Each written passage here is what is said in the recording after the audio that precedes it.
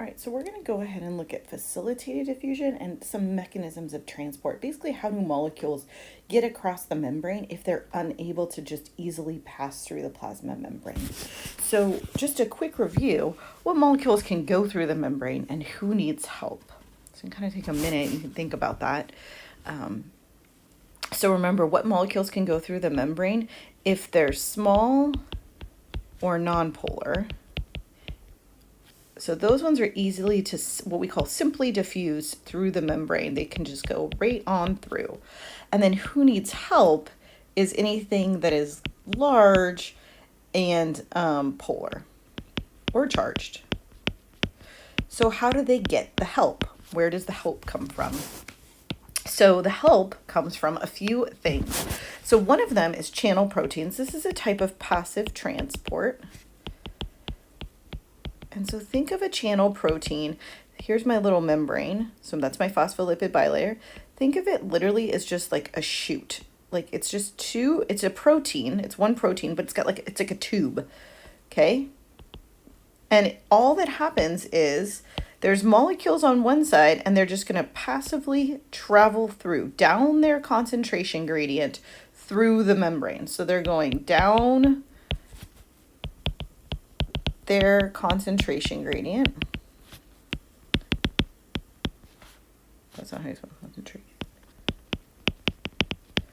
So they're going basically high to low concentration, and they're just going through that channel. Now those channels can actually open and close if the cell needs them to.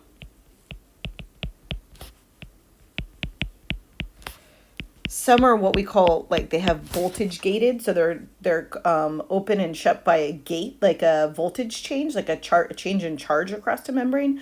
Some can open and shut due to like a signal being sent, and some are just always open, but they can open it. You can open and close channels.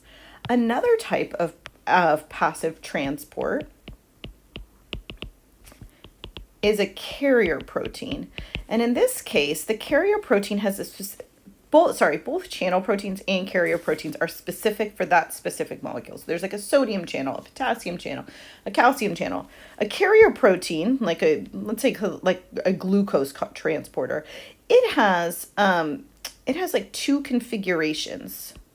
So this is going to be my one configuration. And then we're going to have a molecule bind to it. There's my molecule binding. Okay. Molecule. And then when that molecule binds, just like a lot of proteins, I should draw the rest of the membrane here. It's going to cause it to change shape. So it's going to cause it to change shape. And now that molecule can now be released into the cell. There's my molecule again, okay? Molecule is released. So the molecule binds, it causes the protein to change shape, and then the molecule can be released. This is still doing the same thing as before, going down the concentration gradient. So we're still going from high to low concentrations, just like before, okay?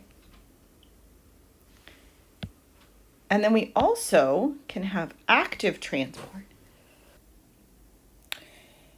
So then in active transport, remember this requires ATP because we're going against a concentration gradient. So in the first two cases, we're talking about passive transport where they were going down their concentration gradient. Now we're going to go from low to high concentration, and it requires ATP to push that molecule against its concentration gradient. Okay, and so one example, a very key example that's used in our neurons, and it maintains what we call a membrane potential. So it changes the voltage across the membrane. It also maintains concentration gradients, is a sodium potassium pump. So what happens in a sodium potassium pump is here's my membrane. And what's going to happen is let's just say it's going to be oriented to the inside of the cell. And I'm going to have 3 sodium molecules. And so I'm just going to write 3 Na. And they're going to bind to my sodium potassium pump. So there's little binding spots for them. Okay.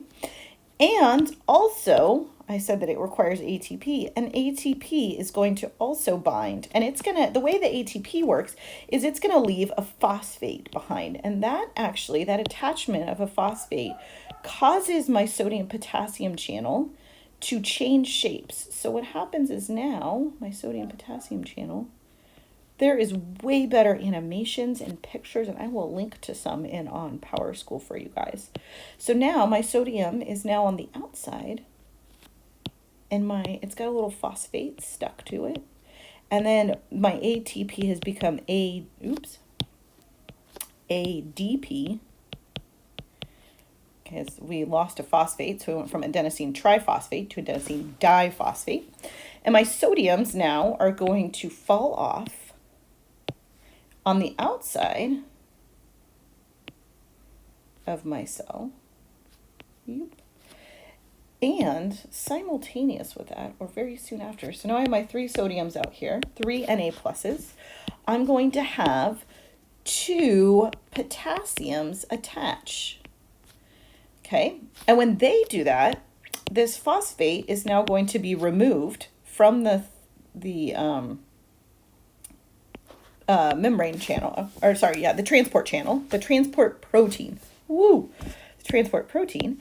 And when that phosphate falls off, it's going to go back to its original configuration.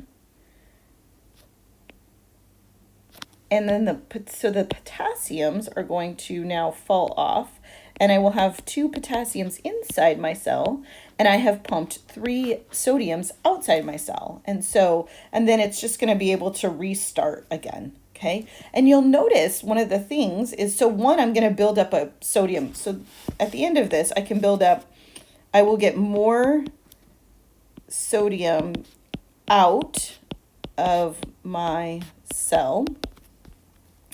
I will get more potassium in my cell, and I will make my cell more negative